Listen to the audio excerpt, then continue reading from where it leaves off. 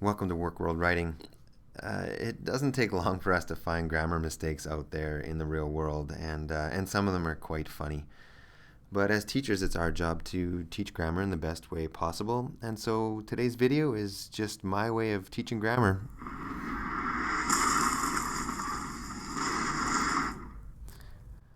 All right, first I want to look at some old school grammar teaching techniques, and I hope I'm not offending anybody. If anything, I should be offending myself because I use these methods. When I used to teach grammar, I would just have these really isolated sentences, no context, and it's like the whole purpose of the sentence was actually to just learn a grammar rule, and so it really didn't have any deeper context. Another thing that I used to use was computer programs, and I used several different ones to teach grammar. I would use worksheets. Here's an entire worksheet where we're learning about semicolons or colons or commas, and there's a bunch of errors, and you have to fix them up. And I used to also do dedicated grammar lessons, an entire class just on this one grammar, piece of punctuation or whatever. And I don't do any of these things anymore.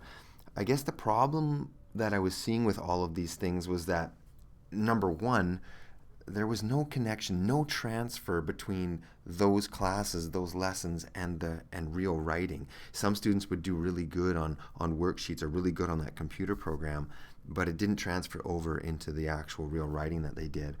And so as soon as I realized that, then I thought, ooh, why should I keep doing that then? And the only other reason I kept doing it was because I needed something to grade.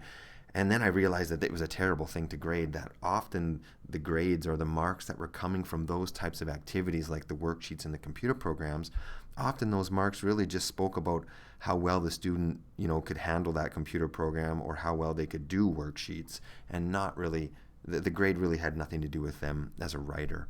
And so I abandoned all of that. And I went to something different. Just today, I'll show you this article, January 7th, 2016. This is the day I'm making the video. Student sends in this article, and they found that it was a very interesting article.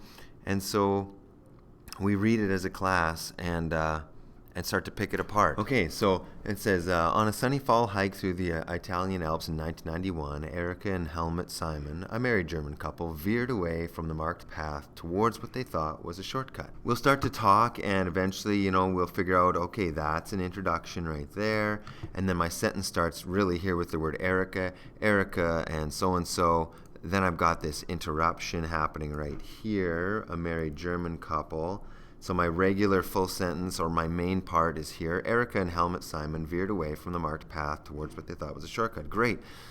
And so then I can start asking, my students, and why did they use the first comma? And without pulling out any kind of textbook or writer's guide, they can tell that first comma is separating off the introduction from the main part of the sentence. And then these two other commas are separating off this interruption in the middle of the sentence. And so we continue on. There, so I've got another introduction here. There, they stumbled upon something grisly. Ooh, then we get to a colon. Now we get to have a discussion with the class. What does a colon do? We use real writing from the real world to try and figure it out. And sometimes we can't right off the bat. We don't really know. But let's see if we can find the main part of the sentence.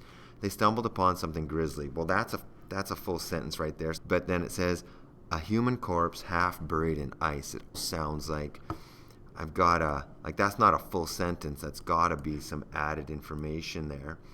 And so we might just leave it at that. Maybe we don't know what the colon is yet, but I've got a couple of add-ons there. It seems like I could put a period there, but anyway, moving on. The Simons assumed that it must be a mountaineer who died a few years earlier. That's just a straightforward sentence.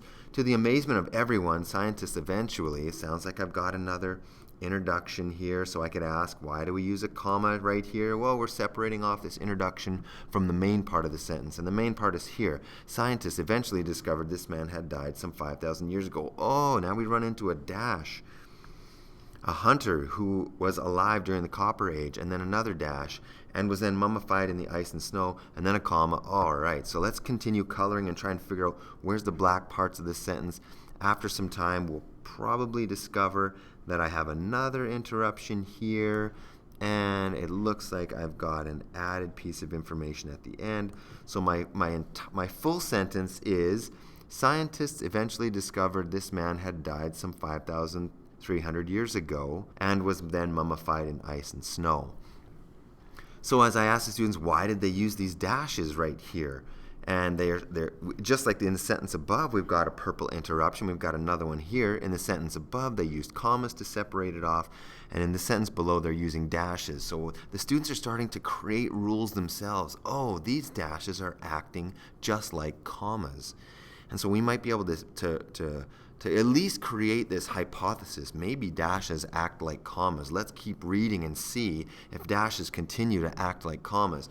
And in this case, eventually I would say, well, why? Why didn't they just use commas? And as we keep reading, students will be able to say, oh, it's, a more flashy way to use commas.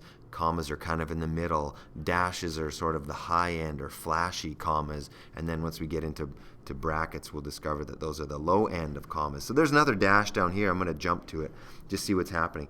He's revealed an incredible amount about the lives of ancient Europeans and about himself in particular.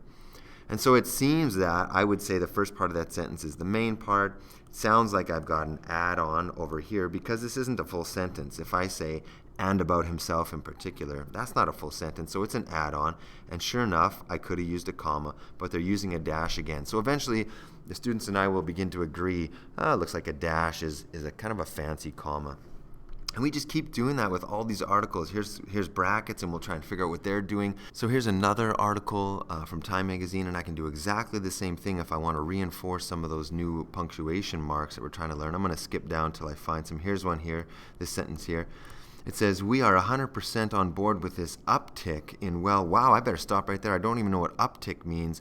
I can double click it and a small increase, and that's a little app that's on Google Chrome. Anytime you double click a word, it kind of opens a dictionary instantly.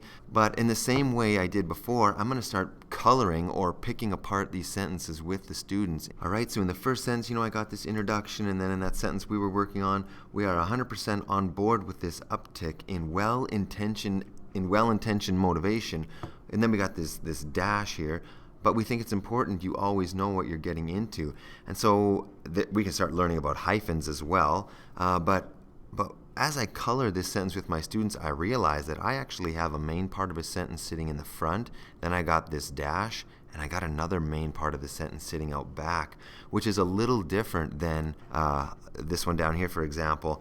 I didn't have a second black part after the dash in this sentence. It was an add-on, but in this article, I have two main parts inside my sentence, which creates a rich discussion about this dash, what's going on with it. Here's another colon. First things first, juice cleansing is a detox. I got another black or main part of a sentence on the left. It sounds like after I read this sentence, I got another main part of a sentence on the right. So this colon is doing something a little different than this colon over here, it seems like, because after my colon in this sentence, I've got this added information, and over here I've got main parts.